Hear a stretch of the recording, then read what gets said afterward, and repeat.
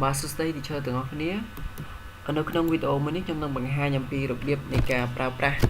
attendance sheet សម្រាប់ teacher មួយចំនួនដែលគាត់អត់បានជើញចូលរួមនៅថ្ងៃដែលខ្ញុំបញ្ចូលពីរបៀបប្រើប្រាស់នេះនៅសាលាអញ្ចឹង teacher អាចតាមដានមើលវីដេអូនេះមួយបាន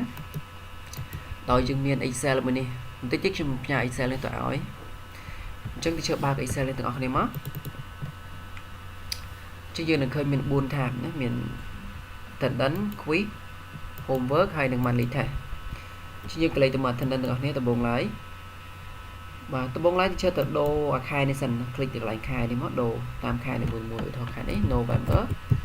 ចូលໄວ November មកអូខេហើយមកជួរនេះគឺយើងសម្រាប់ដាក់ថ្ងៃទីតែ teacher យក attendance ឧទាហរណ៍ teacher យក attendance ថ្ងៃទី9អញ្ចឹងវាយលេខ9ចូលមកអូខេតោះទៀតខាងនេះមាន ID មានឈ្មោះខ្មែរ page ឈ្មោះអង់គ្លេសឈ្មោះខ្មែរឈ្មោះអង់គ្លេស page និងលេខនេះគឺយើងបីចូលទាំងអស់ឬក៏បើ teacher មានឈ្មោះសិស្សស្រាប់ហើយគឺ teacher copy ចូលមកតែមុននឹង copy teacher ទៅតម្រូវអានេះឲ្យត្រូវគ្នាហើយសិននោះងាយស្រួលជាងយើង insert តាមក្រោយវាញ៉ៃណាតើសិស្សជាងមាន20នាក់ចឹង insert row នេះគ្រប់20ហើយមកអា quiz នេះក៏20អា homework នេះក៏20ហើយនឹង monthly test នេះក៏20ដូចគ្នាចឹងមកចឹងខ្ញុំ copy មើលជាឧទាហរណ៍គេមានសិស្ស20នាក់នេះឈ្មោះខ្មែរឈ្មោះអង់គ្លេស page និងលេខទូរស័ព្ទcopy control C មកជាងយកទៅ paste ចូលនៅក្នុងនេះអូខេតមកនៅក្នុង ID យើងឃើញវារត់មកអស់ហើយ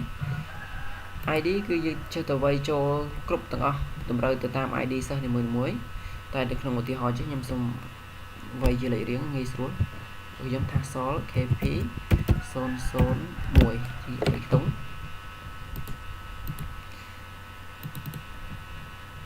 ID របស់ខ្ញុំហើយខាងក្រោមនេះវានឹងសរុបឲ្យចំនួនសិស្សសរុបទាំងអស់20នាក់មានស្រី12នាក់មើលមួយទៀតពេលលើក្នុងការយក attendance teacher ទៅមើលខាងនេះជាងមាន4 category គឺមាន PLEU P គឺតំណាងសិស្សមករៀន L សិស្សមករៀនយឺត E សិស្សឈប់ដោយសុំច្បាប់និង U សិស្សដែលឈប់ដោយអត់សុំច្បាប់ហើយព័ត៌មានហ្នឹងវានឹង load មកខាងក្រោមនេះបាទថ្ងៃទី9នេះសិស្សមករៀនមួយនាក់ឈប់មួយនាក់អបតមានមួយនាក់អត់ច្បាប់មួយនាក់ហើយបើ teacher លុបខាងលើនេះចេញវិញទៅគឺវាព័ត៌មាននេះក៏បាត់ដូចគ្នាលេខមែនទេណាបាទហ្នឹងនៅក្នុង attendance ដូចមានតែប៉ុណ្្នឹងទេឥឡូវយើងចូលទៅដល់ quiz ម្ដងមើលទៅលើ quiz គឺ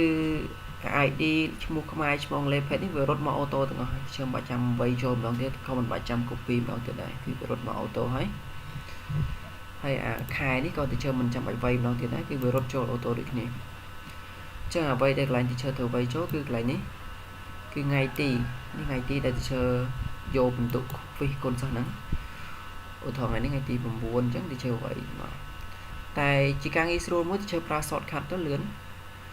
គឺ control semicolon កន្លែងចិត្តអក្សរ L មកអញ្ចឹងថ្ងៃនេះថ្ងៃទីប៉ុន្មានវានឹង load ឲ្យ